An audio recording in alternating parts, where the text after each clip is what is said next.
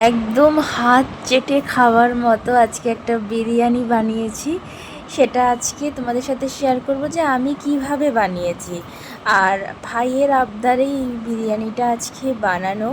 ও আমার হাতের বিরিয়ানি ভীষণ ভালো খায়, সাথে আমার মাও। ওরা বাইরের বিরিয়ানি একদম পছন্দ করে না, বড় বড় নামি দামি রেস্টুরেন্টের বিরিয়ানি একদম মুখে তুলবে না, মানে ভীষণ ভালো খায় আমি বানিয়ে দিলে। তো যেহেতু মেয়ে ছোট, তার মধ্যে সবটা করে ওটা প্রথমে একটুখানি সময়ের জন্য ভয় লেগেছিলো, তারপরে ভাইয়ের আবদার রাখতে তো হবেই, সমস্ত কিছু অ্যারেঞ্জমেন্টও করেছে। তো আগে দেখাই যে আমি কি কি করেছি, তারপরে অন্যান্য কথাগুলো তোমাদের বলছি। প্রথমেই আমি নিয়েছি আতপ চাল। এটা বিরিয়ানির আতপ চাল, যেটাকে প্রথমে খুব ভালো করে ধুয়ে নিয়েছি, মানে অনেকবার, প্রায় 5-6 বারের মতো ধুয়ে যখন সাদা ভাব পুরো জলের কেটে যাবে তখন গিয়ে জল দিয়ে দিয়েছি। আমি কিন্তু জলের মধ্যে কোনো লেবু একদমই ইউজ করিনি। আর তারপরে এখানে মাংসটাকেও খুলে নিলাম। এখানে একদম রেওয়াজি খাসি রয়েছে। আর মাটন বিরিয়ানিতে এরকম চর্বি সমেত এরকম নারকেল পিস মাটন ছাড়া কিন্তু বিরিয়ানি কিন্তু সম্পূর্ণভাবে অসমাপ্ত, মানে ভাবাই যায় না, এরকম পিস ছাড়া বিরিয়ানি ভালো লাগে না। আমার তো ভালো লাগে না। আর তোমরা কারা কারা এই পিস পছন্দ করো সেটাও আমাকে একটু কমেন্ট বক্সে জানিও। আমি এটা দিয়ে করতেই ভীষণভাবে পছন্দ করি। তো ভাই তো আগের দিন রাতের বেলায় সমস্ত বাজার, মানে মুদিখানা বাজার সমস্ত করে এনে দিয়েছিল। আর প্রথমেই আমি মাংসটাকে ভালো করে ধুয়ে নিয়ে ওর মধ্যে নুন আর হলুদ আর সর্ষের তেল দিয়ে খুব ভালো করে মাংসটাকে মাখিয়ে নিয়েছি, মানে মাংসের পিসের মানে একদম, মানে কোথাও যেন বাদ না যায়, মানে খুব ভালো করে মাখিয়ে নিয়ে একদম প্রথমেই আমি কিন্তু প্রেশার কুকারে দিয়ে দিয়েছি, যাতে একদম খুব সফট, একদম তুলতুলে ব্যাপারটা চলে আসে। প্রথমে প্রেশার কুকারে কিন্তু আমি আগে থেকে কিছুই দেইনি, একদম মাংসর মধ্যে সামান্য নুন, হলুদ আর সর্ষের তেল এটা দিয়েই কিন্তু আমি মাটনটাকে প্রথমে সিটি মারবো। আর এইটা কিন্তু প্রায় 5-6টা সিটি মারতে হবে, মানে একদম বুঝে কীরকম টেম্পারেচার তোমরা কতটা মাংস দেবে সেইভাবে বুঝিয়ে দিতে হবে। আমি তো 5-6টা সিটি দিয়েছিলাম। তারপরে এদিকে আগে প্রেশার কুকারের মধ্যে বসিয়ে দিয়ে তারপরে আমি সমস্ত বাদবাকি ইনগ্রিডিয়েন্টসগুলো কেটে নেব, যা যা লাগবে। প্রথমেই রায়তা জন্য জিনিসগুলো কেটে নেব। এই রায়তাতে 3টে শসা, 4টে পেঁয়াজ, 2টো টমেটো দিয়েছি। আর এই দিকে আমি বিরিয়ানিতে যেগুলো দেব সেগুলো একটু দেখিয়ে দিই। পুদিনা পাতা রয়েছে ধনে পাতা রয়েছে, রসুন, আদা, এদিকে পেঁয়াজও রয়েছে, দেখালাম প্রথমেই। এই পুদিনা পাতাটাই দেবো। পুদিনা পাতা কিন্তু মাস্ট, এটা কিন্তু লাগবেই বিরিয়ানিতে।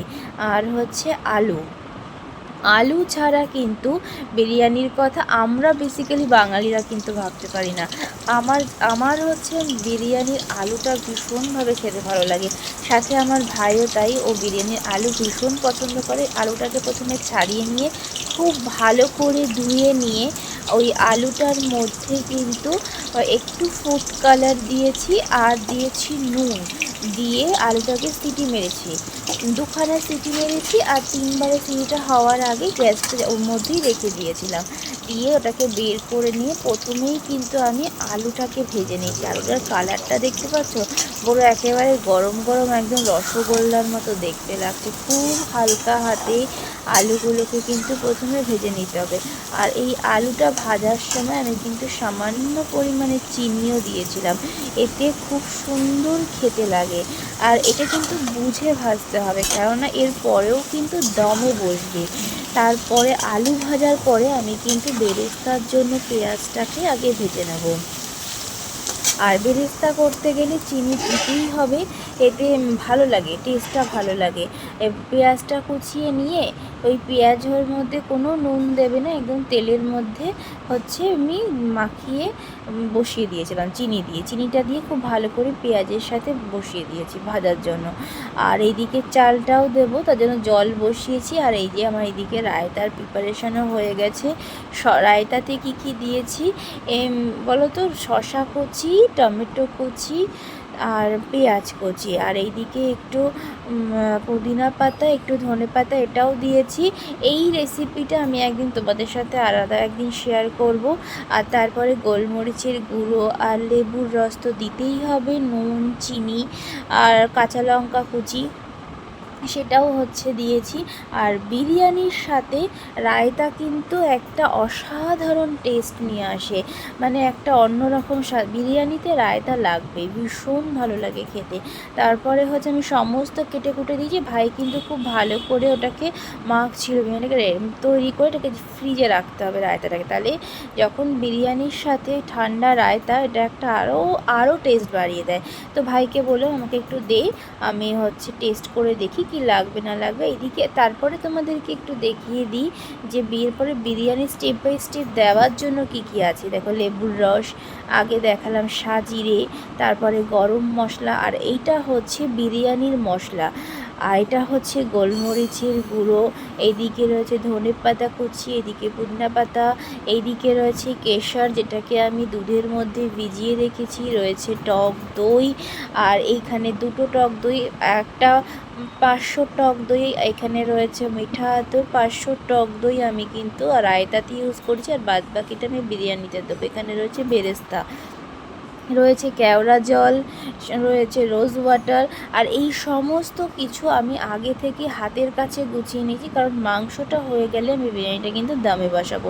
আর এই দিকে আমি হচ্ছে জলের মধ্যে দিয়েছি গোটা গরম মশলা, দিয়েছি তেজপাতা, আর অবশ্যই দিতে হবে নুন, পরিমাণ মতো নুনটা দিতে হবে পুরো, যাতে ভাতের মধ্যে নুনটা চলে আসে।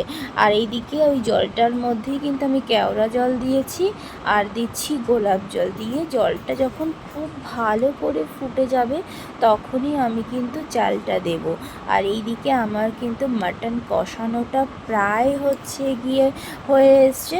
এইদিকে আমি সিটি মেরে নিয়েছি, তারপরেই কিন্তু হচ্ছে আমি মাংসটাকে কষিয়েছি। কষানোর জন্য কি কি ইউজ করেছি সেটা একটু তোমাদেরকে আগে বলে দিই। প্রথমে আমি আলু ভাজলাম, তারপরে পেঁয়াজ ভেজেছি, সেই তেলের মধ্যেই গোটা গরম মশলা ফোড়নে দিয়ে আমি কিন্তু যে মাংসটাকে সিটি মেরে রেখেছিলাম সেটাই দিয়ে দিয়েছি।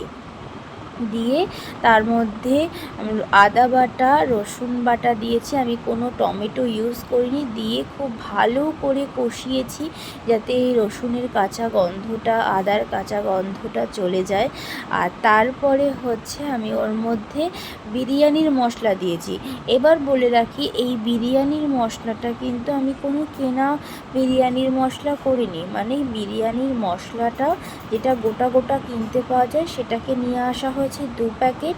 সেটাকে শুকনো খোলায়, মানে শুকনো কড়াইতে খুব ভালো করে নাড়িয়ে চাড়িয়ে দেখবে একটা স্মেল আসবে, সেই সময় ওটাকে কিন্তু আমি শিলনোড়ায় বেটে নিয়েছি। নিয়ে ওই মশলাটাও কিন্তু আমি এই মাংস কষানোর সময় কিন্তু দিয়েছিলাম।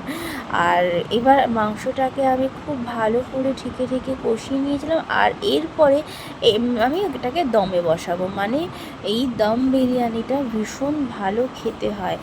আর এই চর্বিটা দেখেছো কত সুন্দর দেখতে লাগছে, মানে পুরো। আর তোমাদেরকে আরেকটা কথা বলি, আজকে আমরা কিন্তু 1 কেজি চালের বিরিয়ানি বানিয়েছি, আর বিরিয়ানিটা এতটাই ভালো হয়েছে, মানে ভীষণ টেস্টি, পুরো জমে গেছিলো, মানে সবাই ভীষণ ভালো খেয়েছে। তারপরে আমি এই গামলাটা নিয়ে নিয়েছি, এর মধ্যে আমি সেট করব। প্রথমেই কিন্তু আমি ঘি দিয়েছি, ঘি দিয়ে গামলাটাতে খুব ভালো করে মাখিয়ে নিয়েছি। একে একে সমস্ত ইনগ্রেডিয়েন্টসগুলো কিন্তু আমি কাছেই নিয়ে নিয়েছি, যাতে হচ্ছে কোনো কিছু দিতে যাতে মিস না হয়ে যায়। খুব ভালো করে গামলাটাতে মাখিয়ে নিয়ে এবার আমি একে একে, প্রথমে আমি না কোনো স্টেপ ওয়াইজ দেই না, আমি চালটা ওপরেই দিই, আর মাংস, আলু বলো, ডিম দিলে সেগুলো সমস্তটা কিন্তু আমি নিচেই দিই। ওই হাফ দিলাম, হাফ বেরিয়ে চাল দিলাম, আবার দিলাম, এরকমভাবে আমি করি না। আমি একেবারেই করতে ভীষণ পছন্দ করি, ওই সেট ওভাবে করি না, স্টেপ বাই স্টেপ একটা ধাপে ধাপে বিরিয়ানি, ওটা আমার ভালো লাগে না। মাংসটা একদম নিচে দিই, তারপরে ওদেরকে দেখাই, দেখো এই যে বিরিয়ানিটার মাংসগুলোকে আমি নিচে দিয়ে দিলাম, প্রত্যেকটা মাংসই। আর পিসগুলো দেখেছো ভীষণ বড় বড়, মানে এক পিসেই মানে মানে তুমি একদম চেটে পুটে মানে খেয়ে ফেলতে পারবে। এত বড় বড় হয়েছিল পিসগুলো, বড় বড় করেই ওরা কাটিয়ে নিয়ে এসেছিলো দোকান থেকে বিরিয়ানির পিস বলে। আর প্রথমে হচ্ছে নিচে দিয়ে দিলাম। দেখো এই পিসটা দেখো একদম চর্বি সমেত, ভীষণ একদম টেস্টি খেতে হয়েছিল। আর আমি কিন্তু এই যে তেল আর গ্রেভিটা দেখছো, এটা কিন্তু আমি এখন দেব না, এটা কিন্তু আমি পরে দেব। আর সবার আগে এই তেলটা আর গ্রেভিটা কিন্তু আলাদা করতে হয়। এবার এই জানো তো, এই আলুটা দেওয়ার পরে I have to realise that কি আমার হচ্ছে এরপরে চাল দিলেই গামলাটা ছোট হয়ে যাবে। তখন মানে এতটাই মাথাটা গরম হয়ে গেছে যে একটা কিছু সাজানোর পরে যখন রিয়েলাইজ করি যে এটা ছোটো হয়ে যাবে, এটা তো ধরবে না, তখন ভীষণ মানে মাথাটা, কেননা সমস্ত কিছু গুছিয়ে বিরিয়ানি করা কিন্তু ভীষণ একটা সময় সাপেক্ষ ব্যাপার। তারপরে যখন দেখি যে না সাজানোর পরে আবার এরকম একটা ভুল হয়ে গেল, তারপরে গামলাটাকে চেঞ্জ করে এই হাঁড়িটা নিলাম। এই হাঁড়িটাতেও ঘি মাখিয়ে নিয়ে আবারও ওই গামলার মাংসগুলোকে এই হাঁড়িতে ট্রান্সফার করে দিলাম। ট্রান্সফার করে দিয়ে তারপরে আবার আলুগুলোকে আমি দিয়ে দিচ্ছি। ওই মাংসর ওপরেই হচ্ছে আমি আলুগুলোকে দেব, মানে একটা মানে খাজে আমি ভরে দিচ্ছি কিন্তু আলুটা। এবার এই আলুটা দেওয়া হয়ে গেলে আমি এর ওপর থেকে দিচ্ছি বেরেস্তা।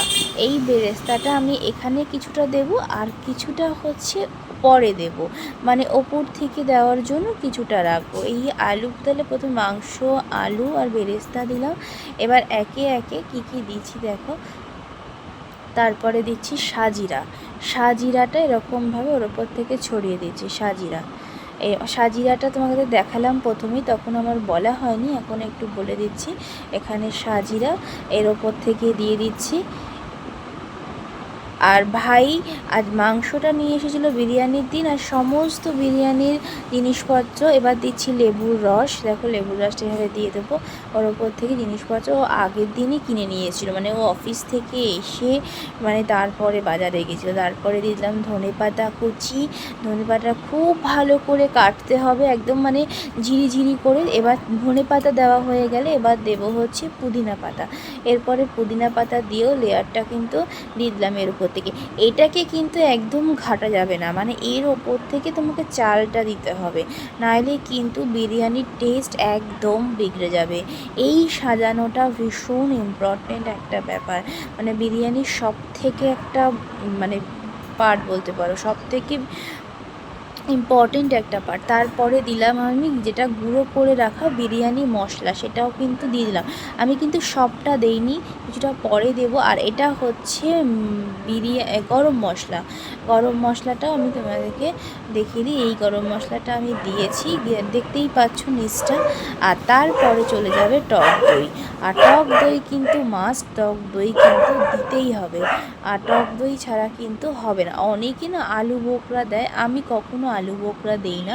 আমার বাড়ির সবাই আমার হাতের এই রকম সিম্পল ওয়েতে একদম ঘরোয়া বিরিয়ানি খেতেই ভীষণ পছন্দ করে, বেশি রিচ একদম কেউ পছন্দ। আমার বর বলো, আমার বাবা বলো, আমার মা, ভাই, প্রত্যেকে মানে আমার হাতের এই বিরিয়ানিটা ওরা হাত চেটে খায়। মানে আমার বর তো বলেই দিয়েছে যে মাম এরপর আমি তোমাকে একটা বিরিয়ানির দোকান খুলে দেবো, তুমি এত সুন্দর বিরিয়ানি বানাও। আর আমার ভাই বলেছে দিদি আমি ক্যাশিয়ারে বলবো। আর এই দেখো তারপরে হচ্ছে কেওড়া জলটাও ওপর থেকে দিয়ে দিলাম, আর গোলাপ জলটাও কিন্তু ওপর থেকে দিয়ে দেবো। এইখানেই কিন্তু আমি দেবো, এই দেখো দিয়ে দিচ্ছি, মানে কেওড়া জল দিলাম আর গোলাপ জল সেইটাকে কিন্তু দিয়ে দিতে হবে। দিয়ে এবার আমি দেব হচ্ছে মানে বিরিয়ানির একটা স্পেশাল জিনিস, সেটা হচ্ছে মিঠা আতর। এটা ছাড়া বিরিয়ানি একটা অসম্পূর্ণ ব্যাপার। আর মিঠা আতর খুব বেশি না, একদম ছোট, দেখতেই পাচ্ছ। এটাতেই অনেকটা অনেক বড়, বেশি গন্ধ ভালো লাগে না খেতে। তো ওই কারণে এখানে একদম সামান্য, তোমরা দেখতেই পাচ্ছ, এই দিয়ে দেবো। আর একদম যখন চালটা দিয়ে আমি যখন ফাইনাল একদম রেডি করে নেব, তখন ওপর থেকে হচ্ছে আর একটু মিঠা আতর দেবো আর ঘি দেবো, যেটা হচ্ছে লাগবেই। আর এই যে তোমাদের বললাম গ্রেভির যে তেলটা আর গ্রেভিটা, সেটা কিন্তু আমি পরে দেব। আর ওটাকে কিন্তু আলাদা করতে হবে, তেলটাকে আর গ্রেভিটাকে। তেলটাকে কিন্তু ওপর থেকে দিয়ে দেবো আর গ্রেভিটা কিন্তু সাইডে। এইদিকে আমার হচ্ছে চালটা দিয়ে, দেখতেই পাচ্ছি চালটা হয়েই এসছে। এবার আমি সাইড দিয়ে ওই যে রেডি করা